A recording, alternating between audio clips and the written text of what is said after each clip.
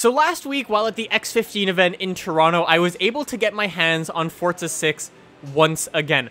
Apologies for the non-direct gameplay capture. We weren't allowed at this particular event, so I just got Jess over the shoulder filming some stuff in Forza 6.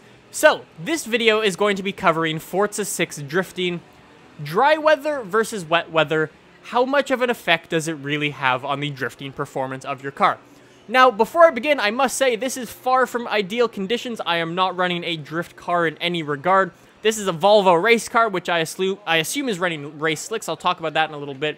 On Brands Hatch in the rain, it's a full-on race car. No drift to, nothing like that.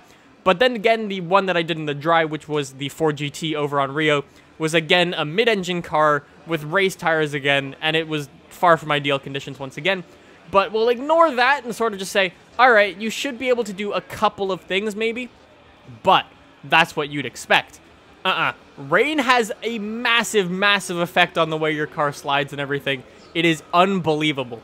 I was like, okay, you'll see this in a little bit. I'm like, I want to try initiating super, super early, right? You'd assume the wet weather makes your car slide out like crazy and you just be able to slide for days. Like there, I was like, I'm just going to slide for days on this rain, right? I've got race tires, slick tires on. I should just slide along the ground forever and not really have to worry about it. No, I just didn't slide as much as I thought it would. It was very interesting.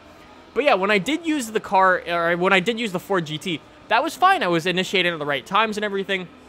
No problems there. And this is in like my sort of ideal conditions almost. I'm using the assist that I use. I'm using a controller.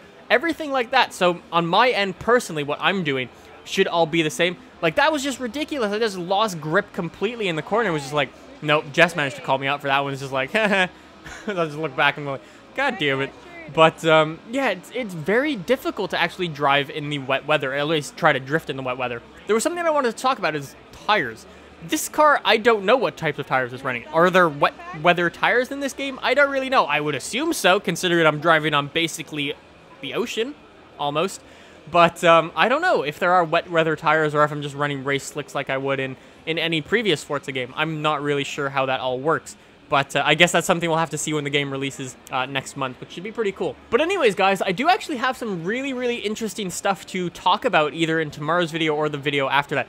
Like there, I was just like, I'm going to initiate super early, go for reverse entry, see what happens.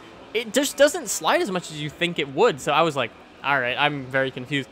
It might just be me, the way I drift, I can't do it. Or it might just be the car or the track or something. It might just be I have to adjust to the game a little bit. That is most likely what it is. But for my first impressions of drifting in the wet, it's difficult. It is very, very difficult. But like I said, I have some cool stuff to talk about in tomorrow's video or the day after that.